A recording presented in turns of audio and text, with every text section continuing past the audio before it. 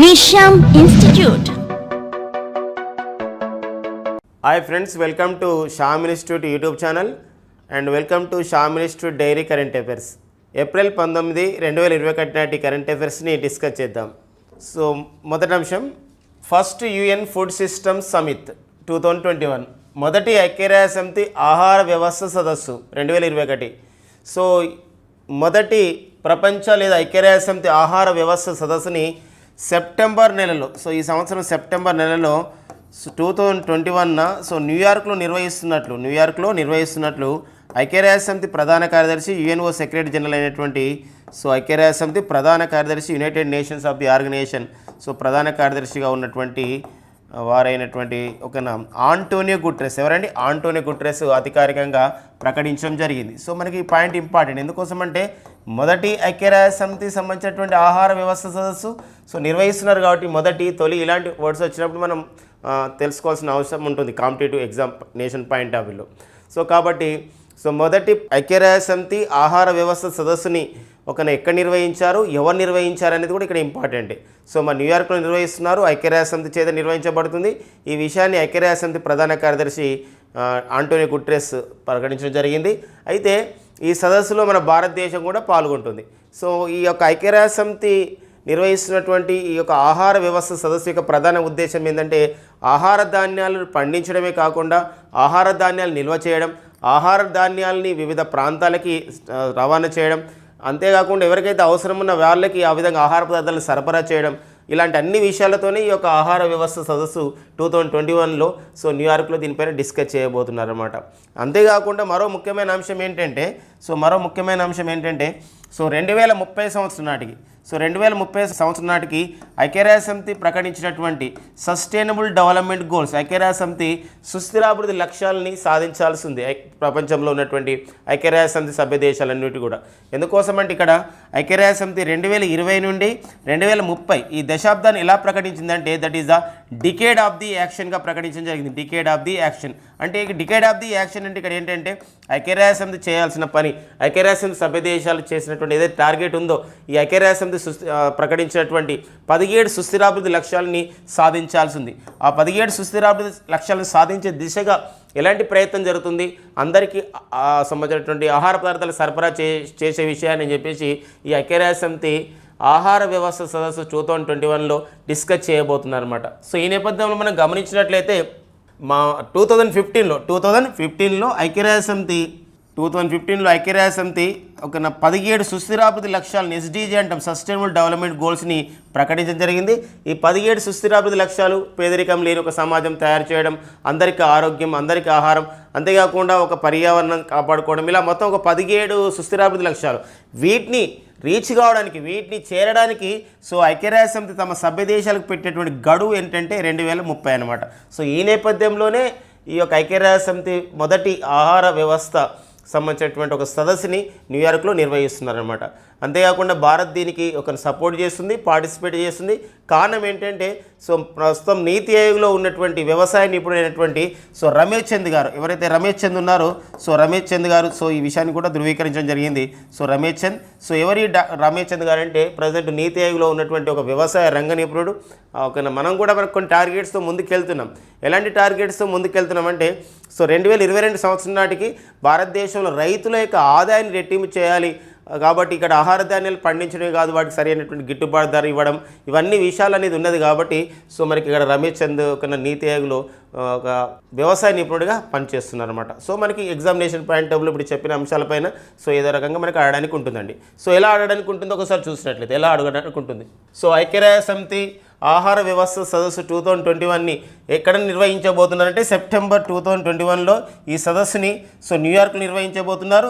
దీన్ని ఐక్యరాజ్య సమితి ప్రధాన కార్యదర్శి ఆంటోనియో గుటెరెస్ ప్రకటించారు. మరో అంశం ఏంటంటే ఐక్యరాజ్య సమితి ఏ దశాబ్దంగా డికేడ్ ఆఫ్ ది యాక్షన్గా ఏ దశాబ్దాన్ని ఐక్యరాజ్య సమితి ప్రకటించిందంటే 2020 నుండి 2030 సంవత్సరాన్ని ప్రకటించింది.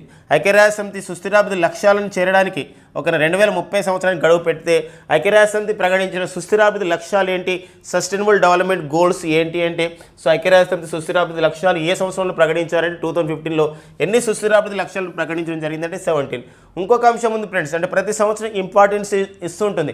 మరి ఐక్యరాజ్య సమితి 2023 సంవత్సరాన్ని ఐక్యరాజ్య సమితి ఎలా ప్రకటించిందంటే international year of the millets, అంటే చిరుధాన్యాల సంవత్సరంగా ప్రకటించడం జరిగింది. ఏదంటే చిరుధాన్యాల సంవత్సరంగా ప్రకటించడం జరిగింది అనమాట. ఈ పాయింట్ మనకు వెరీ వెరీ ఇంపార్టెంట్ అండి. ఐక్యరాజ్య సమితి చిరుధాన్యాల సంవత్సరంగా ఏ సంవత్సరాన్ని ప్రకటించిందంటే దట్ ఈస్ ద 2023ని ప్రకటించడం జరిగింది అనమాట. సో అట్లా పాయింట్స్ అనేది మనం డిస్కస్ చేసుకోవాలి. ఐక్యరాజ్య సమితిలో మరి ప్రస్తుతం భారత శాశ్వత ప్రతినిధిగా ఎవరు పనిచేస్తున్నారు అలాంటి points. The permanent Indian representative to the UNO. So భారత శాశ్వత ప్రతినిధిగా ఐక్యరాజ్య సమితిలో పనిచేస్తున్న వారు ఎవరంటే టిఎస్ తిరుమూర్తి. సో అలాంటి నేపథ్యాన్ని కూడా ఈ సందర్భంగా మనం గుర్తు తెచ్చుకోవాలి. సో నెక్స్ట్ అండి, మరి నెక్స్ట్ పాయింట్కి వెళ్దాం. సో నెక్స్ట్ మరో అంశం ఏంటంటే ఇక్కడ ఒక ఫుడ్ ప్రాసెసింగ్ ఇండస్ట్రీ, అంటే ఆహార శుద్ధి పరిశ్రమలని సో ఎంకరేజ్ చేయడం, ప్రోత్సహించడం అనేది ప్రపంచవ్యాప్తంగా కూడా జరుగుతుంది. సో భారతదేశం కూడా ఆహార శుద్ధి పరిశ్రమలను ప్రోత్సహిస్తుంది. అంతేకాకుండా ఆహార శుద్ధి పరిశ్రమలలో విదేశీ సంబంధించినటువంటి పెట్టుబడులను కూడా మనకు ఆకర్షిస్తున్నాం. ఈ నేపథ్యంలోనే ఒక మెగా ఫుడ్ పార్క్ని ఒక దేశం ఏర్పాటు చేసింది గుజరాత్లోని పనిదర్ అనే ప్రాంతంలో. సో ఇటలీ దేశం తొలిసారిగా ఒక మెగా ఫుడ్ పార్క్ని, ఒక ఆహార శుద్ధి పరిశ్రమను ఏర్పాటు చేసే విషయంలో సో భారత్కి ఇటలీకి ఒక ఒప్పందం అనేది జరిగింది. కాబట్టి భారతదేశంలో ఇటలీ చేత ఏర్పాటు చేస్తున్నటువంటి ఒక మెగా ఫుడ్ పార్క్, ఒక ఆహార శుద్ధి పరిశ్రమను ఏ రాష్ట్రంలో ఏర్పాటు చేస్తున్నారంటే గుజరాత్ రాష్ట్రంలో ఏర్పాటు చేస్తున్నారు. గుజరాత్లోని ఎక్కడ ఏర్పాటు చేస్తున్నారంటే గుజరాత్లోని పనిదర్ అనే ప్రాంతంలో ఏర్పాటు చేస్తున్నారు. So that's points are very very important అండి. సో ఎప్పుడైతే మనము గుజరాత్ అనే ఇన్ఫర్మేషన్ వచ్చిందో, మన గుజరాత్ పైన ఉన్నటువంటి ఇన్ఫర్మేషన్ మనం చూసినట్లయితే గుజరాత్కి ప్రస్తుత సీఎం ఎవరంటే వద్దనే విజయ్ రూపానీ. గుజరాత్ సీఎం ఎవరంటే విజయ్ రూపానీ. సో ఆ నేపథ్యాన్ని కూడా తెలుసుకోవాలి. అంతేకాకుండా ఇక్కడ ఇటలీ గురించి మనం చెప్తున్నప్పుడు ఇటలీ ప్రస్తుత ప్రధానిగా ఇటీవల కాలంలో గిసెప్పే కాంటే స్థానంలో ఇటలీకి నూతన ప్రధానమంత్రిగా నియమితులైన వారు ఎవరంటే మరియో డ్రాగి. సో ఈ పాయింట్స్ అనేవి మనకు గుర్తుపెట్టుకోవాలండి. మరియో డ్రాగి ఏ దేశ నూతన ప్రధాని అని చెప్పేసి అంటే ఇటలీ ప్రధాని. సో ఇటలీకి నూతన ప్రధాని, ఇతను గిసెప్పే కాంటే స్థానంలో రావడం జరిగిందనమాట. సో ఇట్లా మనకి ఫుడ్ ప్రాసెసింగ్ ఇండస్ట్రీస్ పైన, ఆహార శుద్ధి పరిశ్రమ, ఇలాంటి విషయాలపైన మనకి ఖచ్చితంగా బిడ్స్ని ఎక్స్పెక్ట్ చేసినప్పుడు భారతదేశంలో ఇటలీ చేత తొలిసారిగా ఒక మెగా ఫుడ్ పార్క్ని, ఒక మెగా అతిపెద్ద అయినటువంటి ఒక ఆహార శుద్ధి పరిశ్రమను ఎక్కడ ఏర్పాటు చేయడం జరిగిందంటే గుజరాత్లోని పనిదర్ ప్రాంతంలో ఏర్పాటు చేయడం అనేది జరిగిందండి. నెక్స్ట్ అండి మనకు ఇంకొక ఇన్ఫర్మేషన్ ఏంటంటే ఒక సదస్సు జరిగింది ఒక వర్చువల్ ద్వారా. ఇది కూడా ఫస్ట్ ఆఫ్ ఇట్స్ కైండ్ సదస్సు జరిగింది. దీన్ని మన కేంద్ర పెట్రోలియం సహజ వాయు శాఖ ఈ యొక్క సదస్సు నిర్వహించింది. ఏంటంటే the hydrogen economy that is a new Delhi dialogue 2021 పేరుతో. సో ఇటీవల మనకు కేంద్ర పెట్రోలియం సహజ వాయువుల శాఖ ఈ సదస్సు నిర్వహించడం జరిగింది. This meeting is conducted by the union petroleum and natural gas ministry. So ప్రస్తుతం కేంద్ర పెట్రోలియం సహజ వాయు శాఖకి మంత్రిగా పనిచేస్తున్న వారు Dharmendra Pradhan. So Dharmendra Pradhan is the president union petroleum and natural gas మినిస్టర్గా ఉన్నటువంటి వారు ఆధ్వర్యంలో ఒక సదస్సు జరిగింది. ఈ సదస్సు యొక్క ప్రధాన ఉద్దేశం ఏంటంటే ఫ్యూచర్ ఎనర్జీస్, అంటే భవిష్యత్తులో ఉన్నటువంటి మనకు భవిష్యత్తుకు కావాల్సినటువంటి భవిష్యత్తు అవసరాలకు కావాల్సినటువంటి మరి భవిష్యత్తులో విద్యుత్ అవసరాలని శక్తి ఆ విధంగా కావాల్సినటువంటి ఏదైతే హైడ్రోజన్ ఉందో హైడ్రోజన్ యొక్క పాలసీని, అంటే హైడ్రోజన్ మనం వినియోగించుకునే విషయం పైన, హైడ్రోజన్ అని ఒక ఇంధనంగా వినియోగించుకునే విషయం పైన దీనిపైన చర్చ అనేది జరిగింది. ఈ చర్చను ఈ యొక్క సంబంధించినటువంటి ఇలాంటి ఒక సంవాదం లేదా డైలాగ్ని 15 దేశాల యొక్క సంబంధించినటువంటి చర్చలో ఈ సదస్సులో పాల్గొనడం జరిగింది. అమెరికా, డెన్మార్క్ లాంటి దేశాలు కూడా ఇందులో పాల్గొనడం అనేది జరిగింది. ఈ సదస్సును ఎవరు నిర్వహించడం జరిగిందంటే ది ఎనర్జీ ఫోరం అనే సంస్థ నిర్వహించడం జరిగింది. ఈ సదస్సు నిర్వహించిన వారు ఎవరంటే ది ఎనర్జీ ఫోరం అనేది కేంద్ర petroleum and natural gas ministry వాళ్ళు కింద పనిచేస్తున్నటువంటి ఒక మేధో సంపత్తి సంస్థ. It is a intellectual property or think tank అని చెప్పేసి అంటాం. ఒక మేధో సంపత్తి సంస్థనే the energy forum. So Anil Kakodkar లాంటి ఒక గొప్ప శాస్త్రవేత్త దీనికి ప్రజెంట్ చైర్మన్గా పనిచేస్తున్నారు. సో ఆ సంస్థ ఆధ్వర్యంలో the hydrogen economy new Delhi dialogue అని నిర్వహించడం జరిగింది. ఎందుకోసం అంటే భవిష్యత్తు ఇంధన అవసరాలను తీర్చే ఒక అద్భుతమైన శక్తి వనరుగా ఇప్పుడు హైడ్రోజన్ అనేది రాబోతుంది అని చెప్పేసి ఇక్కడ విశ్లేషకులు, శాస్త్రవేత్తలు భావిస్తున్న నేపథ్యంలో భారత్ ఈ సదస్సు నిర్వహించింది. అంతేకాకుండా సో 15 దేశాల నుంచి ప్రతినిధులు రావడమే కాకుండా సో మరో ముఖ్యమైన అంశం ఏంటంటే మన భారత్కు సంబంధించి ఒక రిజల్యూషన్ తీసుకుంది ఏంటంటే రానున్నటువంటి 5 to 7 ఇయర్స్లో రానున్నటువంటి 5-7 సంవత్సరాలలో సో కానీ ఒక హైడ్రోజన్ ఎకానమీ విషయంలో హైడ్రోజన్ సంబంధించిన ఇంధన వనరుల విషయంలో సో ఒక $200 మిలియన్ సో ఇన్వెస్ట్మెంట్ చేయబోతుందని చెప్పేసి కేంద్ర పెట్రోలియం సహజవాయు శాఖ సో ఈ నేపథ్యంలో ప్రకటించడం అనేది జరిగింది. సో మరో ఇంపార్టెంట్ విషయం ఏంటంటే ఈ యొక్క భవిష్యత్ అవసరాల దృష్ట్యా భవిష్యత్తులో హైడ్రోజన్ యొక్క ఇంధనం యొక్క అవసరం ఉంది కాబట్టి దాన్ని ఉత్పత్తి చేసే విషయంలో వివిధ కంపెనీలన్నీ కలిసి వివిధ కార్పొరేట్ సంస్థలను కలిపి ఒక పరిశోధన అంశంగా ముందుకెళ్లాలనే విషయంతో రిలయన్స్ లాంటి ఇండస్ట్రీస్ అన్నీ కూడా ఒక సంబంధించిన ప్రతిపాదన చేయడం జరిగింది. ఏంటి ఆ ప్రతిపాదన అంటే ఇండియా H2 అలయన్స్ అని చెప్పేసి గుర్తుపెట్టుకోండి. ఇండియా H2 అలయన్స్ యొక్క ఉద్దేశం ఏంటంటే భారతదేశం హైడ్రోజన్ ఆధారిత హైడ్రోజన్తో ఏదైతే ఇంధనం తయారు చేస్తుందో హైడ్రోజన్ ఇంధనం తయారు చేస్తుందో అలాంటి ఇంధనం పైన పరిశోధన కానివ్వండి ఉత్పత్తి చేయడం కానివ్వండి వినియోగించుకునే విషయంలో కానీ ఒక అలయన్స్ని ఒక సంకీర్ణాన్ని ఏర్పాటు చేస్తున్నట్టు కూడా ప్రకటించడం అనేది జరిగింది. ఇందులో దేశవ్యాప్తంగా ఉన్నటువంటి కార్పొరేట్ సంస్థలు ఏదైతే ఇంధన సంస్థలు ఉన్నాయి అంతేకాకుండా వివిధ అంతర్జాతీయ సంస్థలు కూడా ఇందులో భాగం పంచుకొని ఉన్నాయి. ఈ భవిష్యత్తు కార్యాచరణ అన్నమాట ఇది. కాబట్టి ఇండియా H2 అలయన్స్ అనేది ఇటీవల వార్తలు ఉంది. దేనికి సంబంధించింది అంటాడు. దేనికి సంబంధించిందంటే భవిష్యత్ ఇంధన అవసరాలను తీర్చే హైడ్రోజన్ ఇంధనాన్ని ఉత్పత్తి చేయడం వాడుకోవడం దానికి సంబంధించినటువంటి దాన్ని వినియోగించుకునే విషయంలో వచ్చిందే ఇండియా H2 అలయన్స్ అని చెప్పేసి గుర్తుపెట్టుకోండి. సో ఇది మనకి the hydrogen economy New Delhi dialogue 2021. So ఈ సందర్భంగా ఒక స్ట్రాటజిక్ ఇన్ఫర్మేషన్ మనం డిస్కస్ చేసుకోవాల్సిన అవసరం ఉంటుంది. గత ప్రీవియస్ ఎగ్జామ్లో వచ్చినటువంటి ఒక ఇన్ఫర్మేషన్ ఏంటంటే ఇక్కడ ప్రపంచంలో తొలిసారిగా హైడ్రోజన్ ఇంధనంతో ఒక ట్రైన్ నడపడం జరిగింది అనమాట. హైడ్రోజన్ ఇంధనంతో సో ప్రపంచంలో తొలిసారిగా మరి హైడ్రోజన్ ఒక ఇంధనంతో అంటే హైడ్రోజన్ ఒక ఇంధనం తీసుకొని అలా ఒక ట్రైన్ని ప్రయోగాత్మకంగా నడిపి విజయవంతమైనటువంటి దేశం ఏదంటే దట్ ఈస్ జర్మనీ దేశం అండి. జర్మనీ దేశం. సో ఈ పాయింట్స్ మనకి ఇలాంటి స్టాక్ ఇన్ఫర్మేషన్ కూడా మనం తెలుసుకోవాలి. 2018లో జర్మనీ ఇలాంటి ప్రయోగం చేయడం జరిగింది.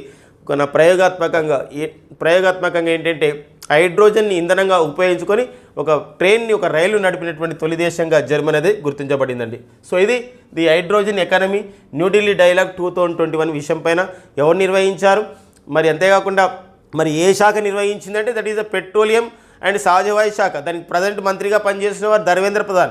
అయితే దీనిలో ఉన్నటువంటి పెట్రోలియం అండ్ సహజవాయు శాఖ మంత్రిత్వ శాఖలో ఉన్నటువంటి ఏ మేధో సంపత్తి సంస్థ ఏ థింక్ ట్యాంక్ ఆర్గనైజేషన్ దీన్ని నిర్వహించిందంటే the energy forum. The energy ఫోరానికి ప్రస్తుతం చైర్మన్గా పనిచేస్తున్న ప్రముఖ శాస్త్రవేత్త so doctor Anil Kakodkar. So మనకి ఇందులో 15 దేశాలు పాల్గొన్నవి. సో మరి రిలయన్స్ లాంటి ఇండస్ట్రీస్ దీని ద్వారా ఈ సంబంధించిన సదస్సు ద్వారా ఏర్పాటు చేయనున్నటువంటి ఒక కూటమిని కూడా ప్రకటించడం జరిగింది. ఎవరైతే హైడ్రోజన్ ఇంధనంతో విధంగా ఇంధనం తయారు చేయడంతో పాటుగా సో వాటి వినియోగించుకునే విషయంలో పరిశోధన చేసే విషయంలో ముందుకు వస్తున్నటువంటి ఒక కార్పొరేట్ సంస్థలతో కలిపి ఏర్పాటు చేయనున్నటువంటి ఒక కూటమే ఇండియా H2 అలయన్స్ అండి. ఇక నెక్స్ట్ పాయింట్ ఫ్రెండ్స్ మనకి హెన్లీ పాస్పోర్ట్ ఇండెక్స్. ఈ హెన్లీ అనే సంస్థ ఈ పాస్పోర్ట్ ఇండెక్స్ని తయారు చేస్తుంది. యాక్చువల్లీ ఇది ఈ సంవత్సరంలో ఇది రెండవ అంటే ఈ సంవత్సరంలోనే 2021లో జనవరిలో కూడా హెన్లీ పాస్పోర్ట్ ఇండెక్స్ పేరుతో ఒక రిపోర్ట్ని విడుదల చేయడం జరిగింది ఒక సూచిని. సో ఇప్పుడు కూడా ఏప్రిల్ 2021లో కూడా మరో హెన్లీ పాస్పోర్ట్ సంబంధించిన ఇండెక్స్ని తయారు చేయడం జరిగింది. అందుకోసం దీనికి అంటే హెన్లీ పాస్పోర్ట్ ఇండెక్స్ ప్రధానమైన సంబంధించినటువంటి ఒక ఆధారం ఏంటి దేని బేస్ చేసుకొని ఒక హెన్లీ పాస్పోర్ట్ ఇండెక్స్ని తయారు చేస్తారంటే పాస్పోర్ట్ అంటే ఇక్కడ ఇంటర్నేషనల్ ఎయిర్ ట్రాన్స్పోర్ట్ అసోసియేషన్ ఉంటుంది. IATA అంటే చెప్పేసి అంటాం. IATA international air transport association. ఇది ఎక్కడ కలదంటే ఈ IATA అనేది ఇంటర్నేషనల్ ఎయిర్ ట్రాన్స్పోర్ట్ అసోసియేషన్ అనేది ఇది కెనడాలోని మాంట్రియల్ నగరంలో ఉంది. కెనడాలోని మాంట్రియల్ నగరంలో ఉంది. So international air transport association మరి ఇంటర్నేషనల్ ఎయిర్ ట్రాన్స్పోర్ట్ అసోసియేషన్ ఇచ్చినటువంటి నివేదిక ఆధారంగా ఎలాంటి నివేదిక అంటే ఎలాంటి ఇన్ఫర్మేషన్ అంటే ఒక సంబంధించినటువంటి ఒక దేశం సంబంధించిన పాస్పోర్ట్ను ఆధారంగా చేసుకొని వివిధ దేశాల్లో వీసా దొరికే అవైలబుల్ బట్టి దాన్ని తీస్తూ ఉంటారు. ఈ నేపథ్యంలో మరి హెన్లీ పాస్పోర్ట్ ఇండెక్స్ Q2 అని చెప్పేసి ఇవ్వడం జరిగింది. Q2 అంటే ఇక్కడ ఏంటంటే Q2 అంటే 2 అంటే 2 Q అంటే ఇక్కడ ఏంటంటే క్వార్టర్ అని అర్థం వస్తుంది. అంటే దట్ ఈస్ సో 3 నెలల కాలం ఏదైతే మనకి ఈ 3 నెలల కాలం అంటే జనవరిలో వచ్చింది కాబట్టి ఇప్పుడు జనవరి ఫిబ్రవరి మార్చి ఏదైతే అంటే జనవరి వచ్చిందంటే అంత అనుకున్నటువంటి ఇయర్స్. సో అక్టోబర్ నవంబర్ డిసెంబర్కి అలా రిపోర్ట్ తయారు చేయబడింది. మళ్ళీ జనవరి ఫిబ్రవరి మార్చి ఈ 3 నెలల్లో ఈ యొక్క విమాన ప్రయాణాన్ని ఆధారంగా వివిధ దేశాల వ్యక్తులు చేసినటువంటి ఆధారంగా ఇంటర్నేషనల్ ఎయిర్ ట్రాన్స్పోర్ట్ అసోసియేషన్ ఇచ్చినటువంటి డేటా ఆధారంగా వీసా ఆ విధంగా అంటే వీసా ఫ్రీ స్కోర్ అంటే తొందరగా ఆ దేశాలకు వీసా దొరకడం ఒక సంబంధించిన వ్యక్తికి సంబంధించిన వ్యక్తికి అలా తీసినటువంటి దానిలో గ్లోబల్ ర్యాంకింగ్ ఇవ్వడం జరిగింది. Henley passport index Q2 2021 global ranking 199 దేశాలకు సంబంధించినటువంటి వీసాలు అధ్యయనం చేసి ఈ యొక్క రిపోర్ట్ అనేది తయారు చేయడం జరిగింది. ఇలా ఈ యొక్క ఎన్లీ పాస్పోర్ట్ ఇండెక్స్ Q2 2021 అంటే రెండవ త్రైమాసికంలో 2021లో గ్లోబల్ ర్యాంకింగ్లో ఈ ఎన్లీ సంస్థ విడుదల చేసినటువంటి పాస్పోర్ట్ ఇండెక్స్లో అంటే ఏదైతే ఒక దేశం వ్యక్తి ఎక్కువ వీసా ఈజీగా వేరే దేశాలు దొరుకుతుంది అన్నప్పుడు ఏమవుతుందంటే అది మోస్ట్ పవర్ఫుల్ అని చెప్పేసి అర్థమవుతుంది. మోస్ట్ పవర్ఫుల్ పాస్పోర్ట్ అని చెప్పేసి అలా మోస్ట్ పవర్ఫుల్ పాస్పోర్ట్గా జపాన్ దేశం గుర్తించబడింది. ఎందుకోసం అంటే 193 దేశాలకు ఇక్కడ వీసా ప్రీ స్కోర్ అని చెప్పేసి ఉంది. వీసా ప్రీ స్కోర్ గుర్తుపెట్టుకోండి. 193 అనేది జపాన్ ర్యాంక్ కాదండి. జపాన్ అనేది మొదటి స్థానంలో ఉంది. జపాన్ మొదటి స్థానం ఉంది ఎన్లీ పాస్పోర్ట్ ఇండెక్స్లో. కానీ వీసా ప్రీ స్కోర్లో అంటే వీసా దొరికే విషయంలో ఆ జపాన్ వ్యక్తికి 193 దేశాలకు ఆ విధంగా వెళ్ళడానికి ఉంటుందన్నమాట. సింగపూర్ రెండవ స్థానంలో ఉంది. 192 సంబంధించినటువంటి ఒక వీసా ప్రీ స్కోర్ ఉంది. అండ్ జర్మనీ మరియు దక్షిణ కొరియా ఈ రెండు దేశాలు సంయుక్తంగా జర్మనీ మరియు దక్షిణ కొరియాలు సంయుక్తంగా 191 మూడవ స్థానంలో నిలిచాయి. దీనికి వీసా ప్రీ స్కోర్ ఏంటంటే 191. మరొకసారి గమనించండి, ఎన్లీ పాస్పోర్ట్ ఇండెక్స్లో the ranks of the first 3 ప్లేసెస్లో ఉన్నటువంటి దేశాలు ఏమంటే జపాన్ మొదటి స్థానం, సింగపూర్ రెండో స్థానం, జర్మనీ దక్షిణ కొరియాలు మూడో స్థానంలో సంయుక్తంగా నిలిచాయి. అయితే మరి భారతదేశం what about the rank of the India? The rank of India in Henley passport index 2021 Q2 Q2లో గ్లోబల్ ర్యాంకింగ్లో మన దేశం 84వ స్థానంలో నిలిచిందండి. 84th ప్లేస్లో ఉంది, 84వ స్థానంలో ఉంది. మన ఇండియా యొక్క వీసా ప్రీ స్కోర్ ఎంత అంటే మనం ఎన్ని దేశాలకు వెళ్ళడానికి ఉంటుంది? ఈజీగా అంటే 58 కంట్రీస్ అండి. 58 అనేది మనకి వీసా ప్రీ స్కోర్ 2021 Q2లో రెండవ త్రైమాసికంలో భారతదేశం ర్యాంక్ 84 స్థానం. అదే మరి Q1లో అంటే జనవరి 2021లో విడుదల చేసినటువంటి ఈ ఎన్లీ పాస్పోర్ట్ ఇండెక్స్లో భారతదేశ స్థానం అప్పుడు 85వ స్థానం ఉండేది, ఇప్పుడు 84వ స్థానం కొంచెం మెరుగైందని చెప్పడానికి ఉంటుందన్నమాట. ఇది ఎన్లీ పాస్పోర్ట్ ఇండెక్స్ 2021 సంబంధించినటువంటి Q2 రెండవ త్రైమాసికం సంబంధించిన ఇన్ఫర్మేషన్ అండి. ఖచ్చితంగా మనకి ఎగ్జామినేషన్లో ఏ ఎగ్జామ్ తీసుకొని ఇవ్వండి, ఎగ్జామినేషన్లో మనకు సూచీల పైన ఇండెక్సెస్ పైన రిపోర్ట్స్ పైన మనకు వస్తున్నాయి కాబట్టి ఈ సమాచారం మనకు very very very important, most ఎక్స్పెక్టెడ్గా మనం చెప్పడానికి ఉంటుంది. ఇవ్వండి ఫ్రెండ్స్, మనకి ఏప్రిల్ 19, 2021 ఉన్నటువంటి ఎగ్జామ్ ఓరియంటెడ్ కరెంట్ అఫైర్స్. మరి షామిలి స్టూడెంట్ అందిస్తున్నటువంటి daily current affairs, Shamili student అందిస్తున్నటువంటి ఆన్లైన్ ఆఫ్లైన్ బ్యాచెస్ వివరాలు గురించి please subscribe our Shamili student YouTube channel అండి. Thank you friends and all the best.